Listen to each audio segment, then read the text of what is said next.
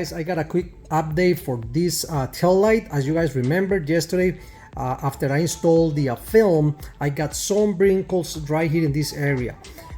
You know, I was kind of sad, but I started doing my research and I find out that, for example, in this case, in the Vvivid, if you guys get the heat gun and just pull a little bit, just enough to grab it and just heat it enough to make the film soft. As soon as you feel it's pulling, just turn it and hold it right there and start working with your hands and keep doing it little by little until you finish all the wrinkles in the area. You guys can see the wrinkles are gone, and I just finished it right here, and look at this baby.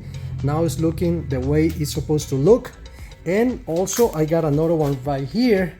That one, I finished that one completely, and as you guys can see, it's smooth right here. And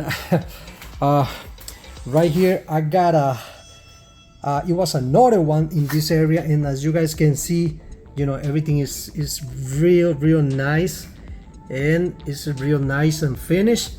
And let me just clean it right here because it's a little bit dirty because I touched it all over. But as you guys can see, you know, this film can be fixed. And well, unfortunately, like I told you guys, I am learning, and from my experience I'm letting everybody know. That way, you know, you don't have to screw it up like I did. Honestly, the film is not that bad. It's good and got good reviews in Amazon. And well guys, this is a quick update. Make sure before you toss this thing away, if you don't do it right, just take your time and start working it little by little.